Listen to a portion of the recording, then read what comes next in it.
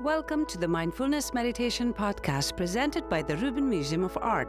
We are a museum in Chelsea, New York City that connects visitors to the art and ideas of the Himalayas and serves as a space for reflection and personal transformation. I'm your host, Tashi Chodron. Every Thursday, we present a meditation session inspired by a different artwork from the Rubin Museum's collection and led by a prominent meditation teacher from the New York area. This podcast is a recording of our weekly in-person practice. In the description for each episode, you will find information about the theme for that week's session, including an image of the related artwork. Our Mindfulness Meditation Podcast is presented in partnership with Sharon Salzberg and teachers from the New York Insight Meditation Center, the Interdependence Project, and Parabola Magazine, and supported by the Frederick P. Lenz Foundation for American Buddhism. And now, please enjoy your practice.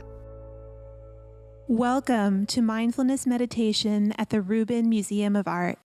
I'm Jacqueline Smith, Manager of School and Family Programs, and I'm delighted to be your host today.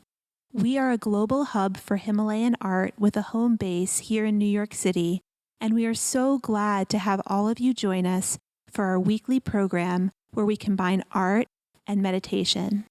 Inspired by our collection, we will first take a look at a work of art. We will then hear a brief talk from our teacher, Lama Aria Drolma, and then we will have a short sit, 15 to 20 minutes, for the meditation guided by her. Let's take a look at today's theme and artwork.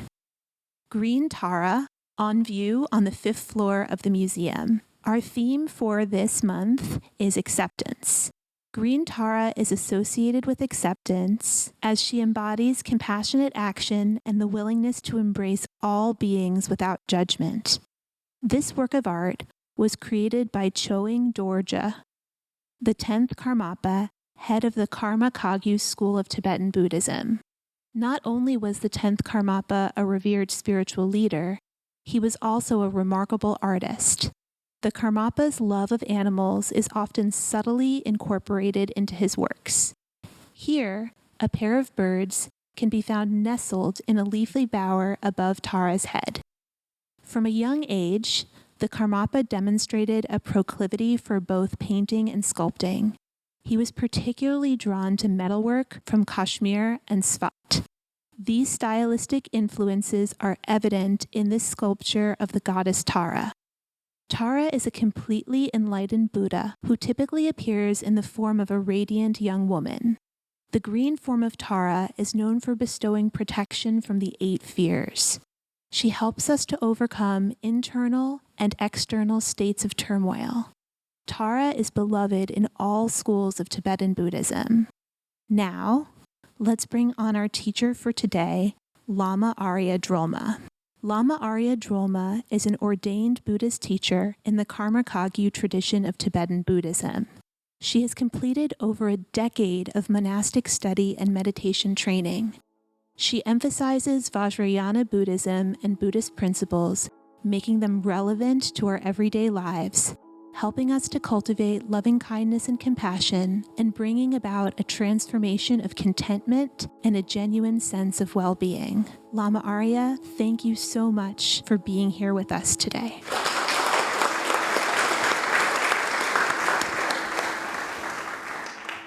Good afternoon, everyone, and welcome to this wonderful mindfulness meditation program.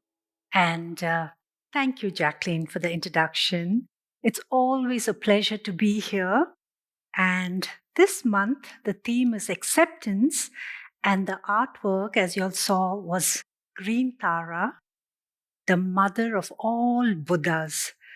Today, I'd like to share with you the profound wisdom of acceptance.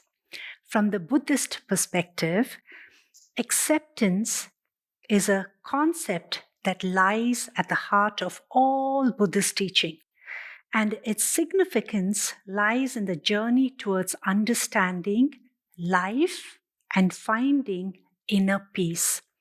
So in the Buddhist perspective, acceptance doesn't mean being passive, but rather a profound acknowledgement of the present moment. So, most often, if we check our thoughts, we are never in the present moment. If we check our thoughts are often in the past or in the future. The past thoughts are always of regret, and the thoughts of the future are always of fear. So, being in the present moment without resistance or judgment, with an open heart and accepting the present moment, however it presents itself. And in doing so, there's a lot of courage. So, let's explore this Buddhist perspective. And here, I want to talk about the four noble truths that Buddha taught after he became enlightened. These four thoughts are the foundation of all the Buddhist teachings. So basically, these four thoughts gives us a roadmap how to live our life. So the first noble truth that Buddha teaches is that life is, he uses the word dukkha in Pali. And what does dukkha mean in this context? Dukkha means unsatisfactory, dissatisfaction. So this is not to look at this view in a negative way. He gives you a roadmap as to what life really is. So dissatisfaction is an inherent part of life. But this teaching should be used as like a knowledge, a roadmap, because nobody gives us a manual, what life is all about. But this is the first teaching. Life is dukkha. The word dukkha is from a Sanskrit word, and the opposite of dukkha is sukha. So if anyone speaks Hindi here, you probably understand the word sukh.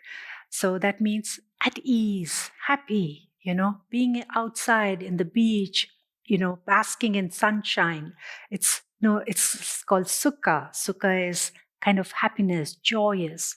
And dukkha, in this context, although it's translated like suffering, it means dissatisfaction.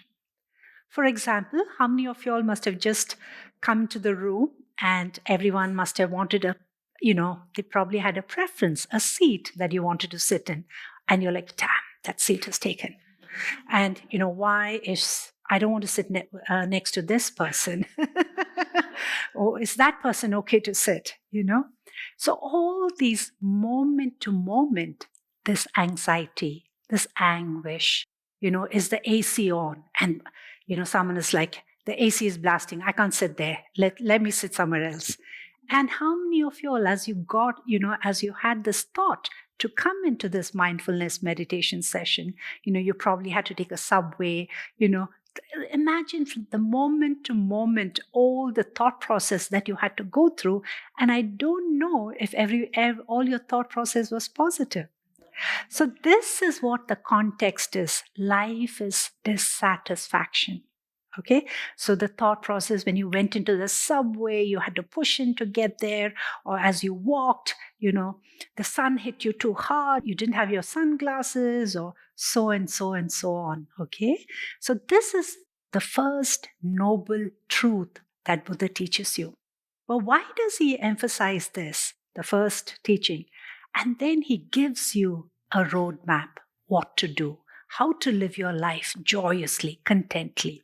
And so the second noble truth is, what is the origin of this dissatisfaction? What is the origin of all this suffering? It is our craving. It is our clinging.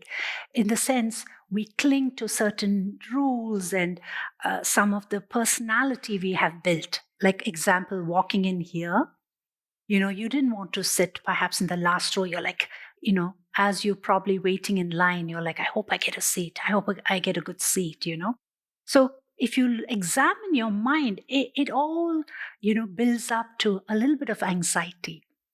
So, and it's clinging to these things. It's not like, you walked in and said, I don't mind. I'll sit in any seat that I have. I'm going to be really open about it.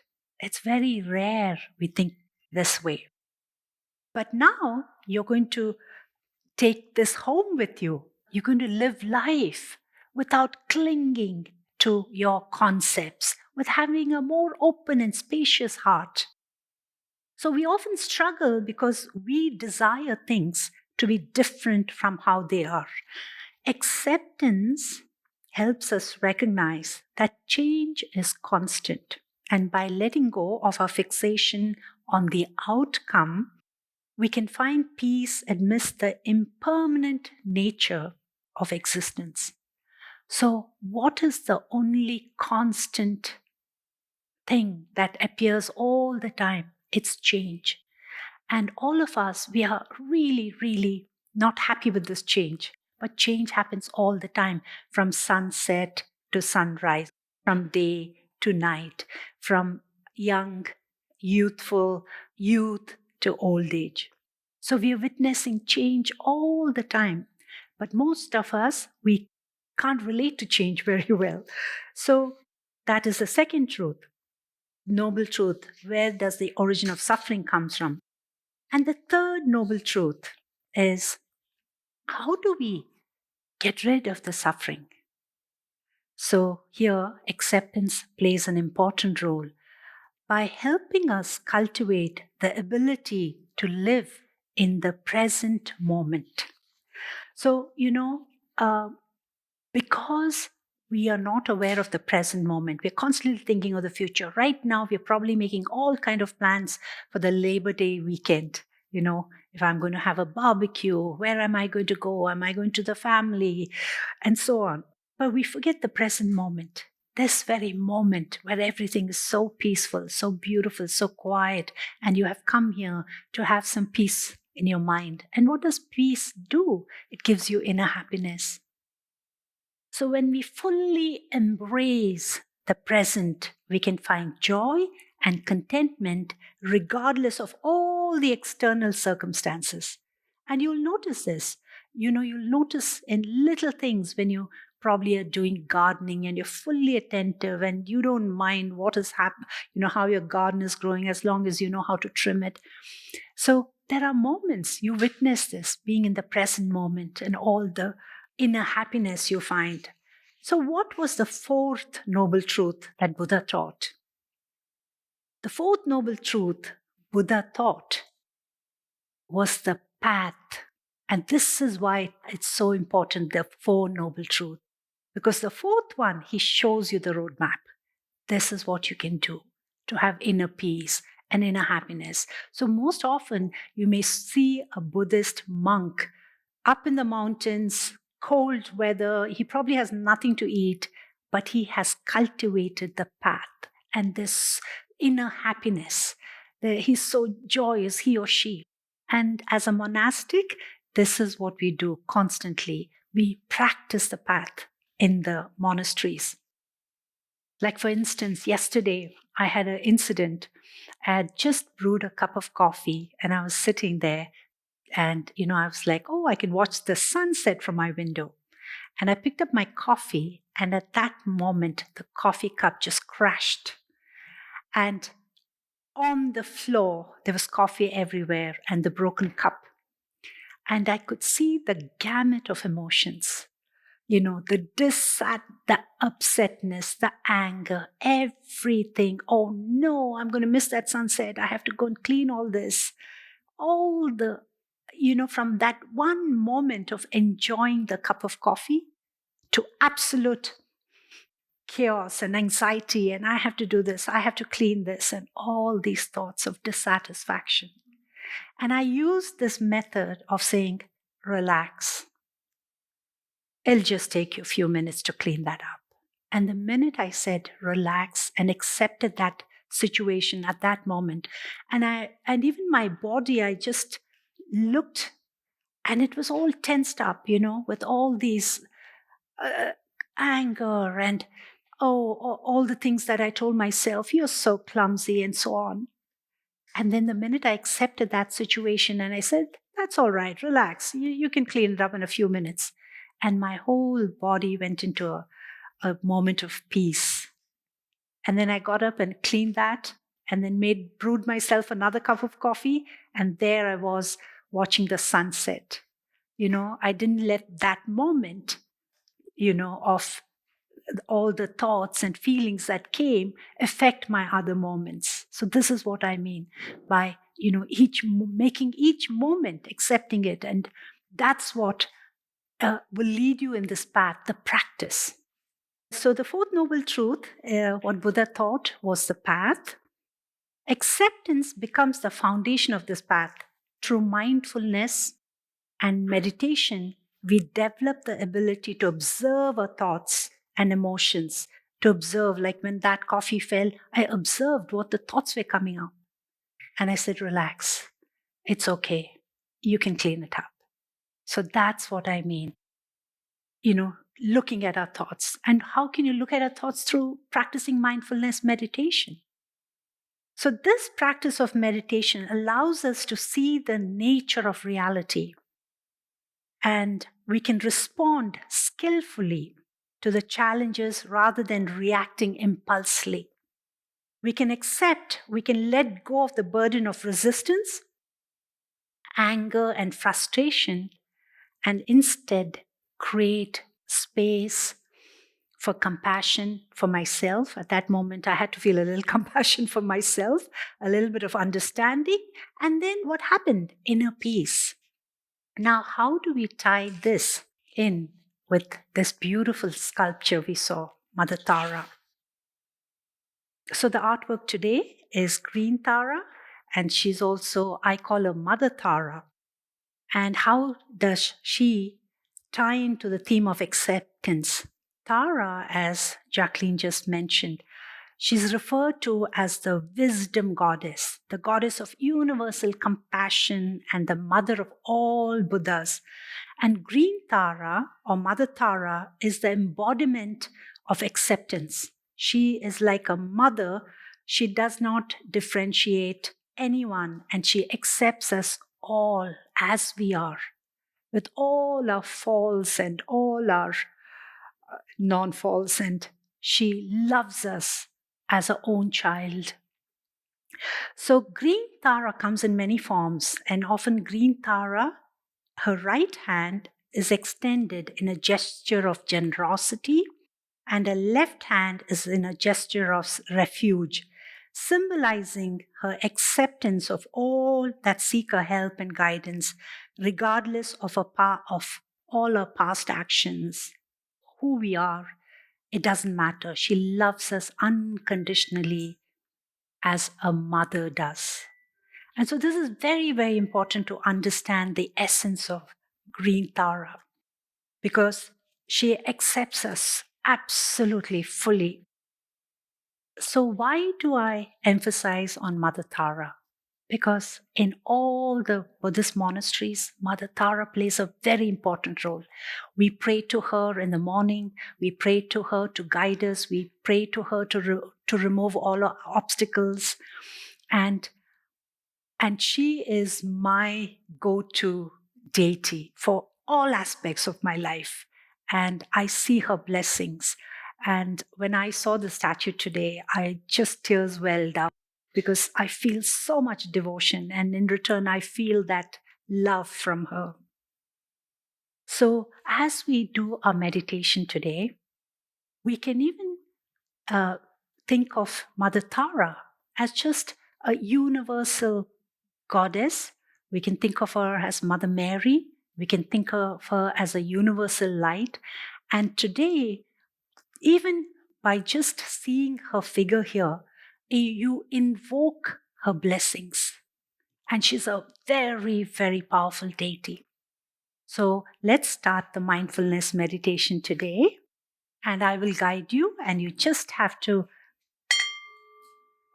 So we can just sit upright and ease into this posture of sitting upright. And you can keep your legs parallel to the floor.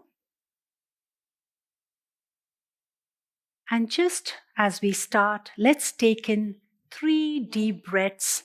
And as you exhale, just breathe out all your worries, all your negative thoughts. And so let's do the 3 deep breaths. The first breath, inhale.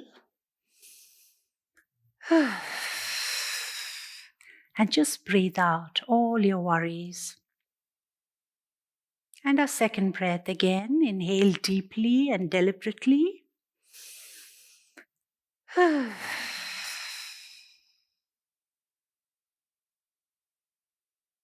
now a third breath.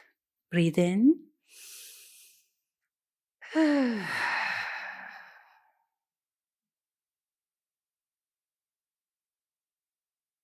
And now please continue to breathe at your own pace and breathe normally. So let's sit upright, and it's okay if you want to move a little, if you want to cough, just as you are. And then just inhale and exhale, breathe in and breathe out at your own pace. And just bring your mind's attention to your breath.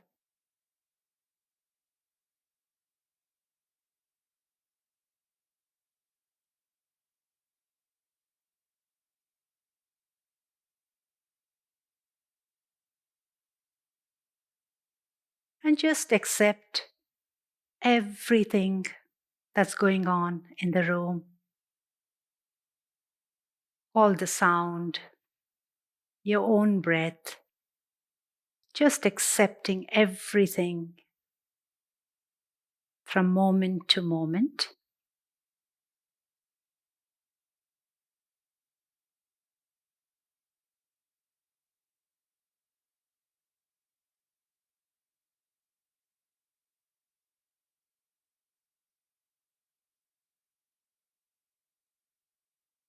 Breathe in and breathe out at your own pace.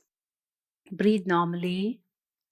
And as you breathe out, let your breath fill this entire room and just rest in that present moment of awareness.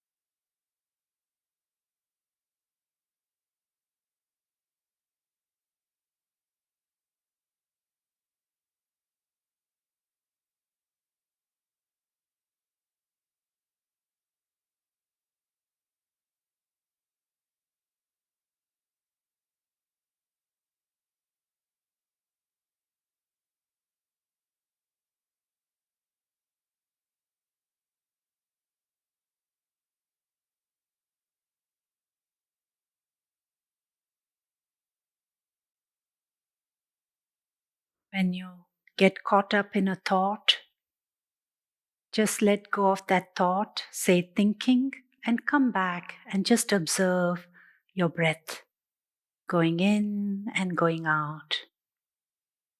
Inhale and exhale, breathe normally. And as you exhale, just rest in that present moment of awareness.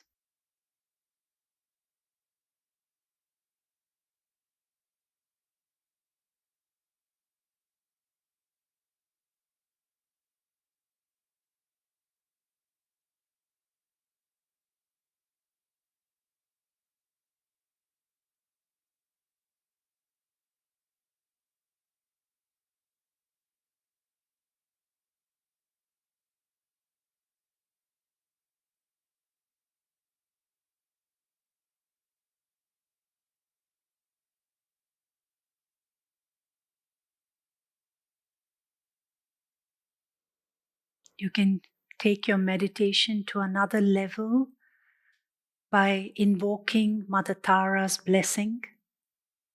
Just visualize the most beautiful, brilliant light filling your whole body with absolute unconditional love.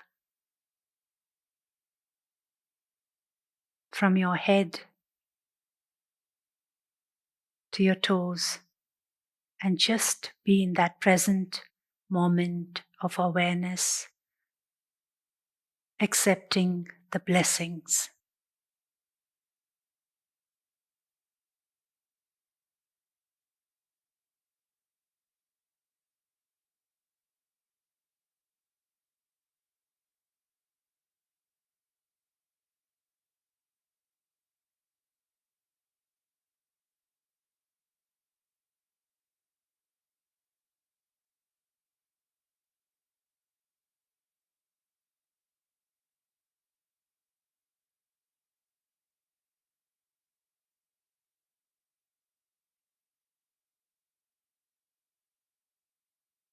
Breathe in and breathe out, and just observe your breath.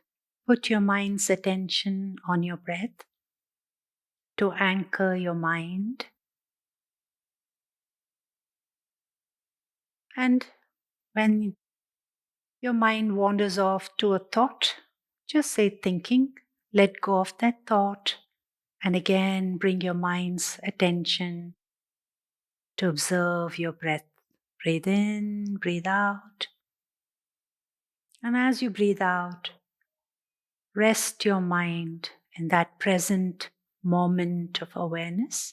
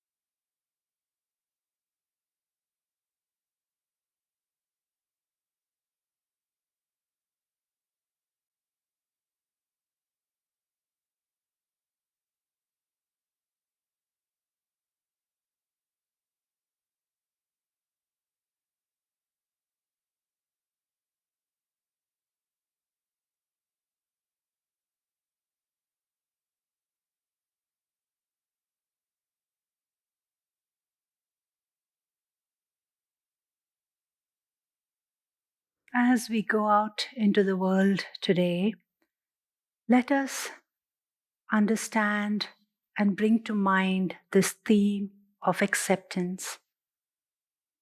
And I want to read a homage, a praise that we recite to Mother Tara.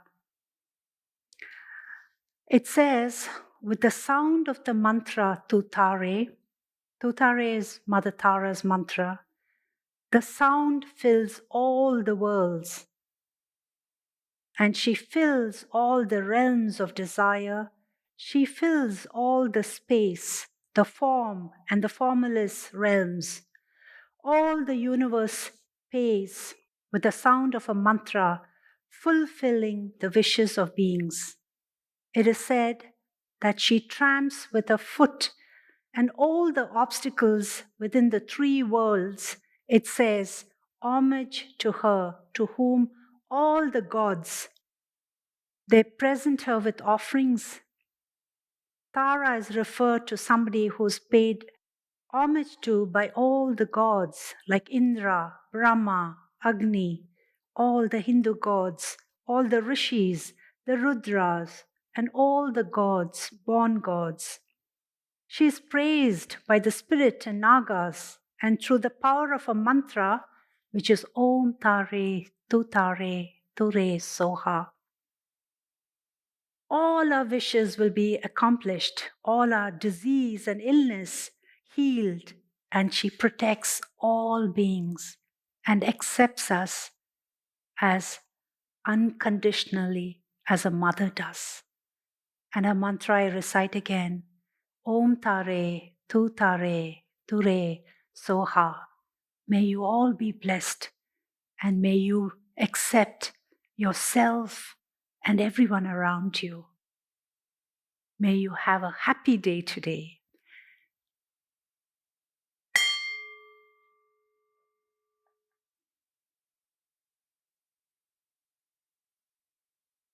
Thank you, Lama Aria, for sharing those profound teachings with all of us.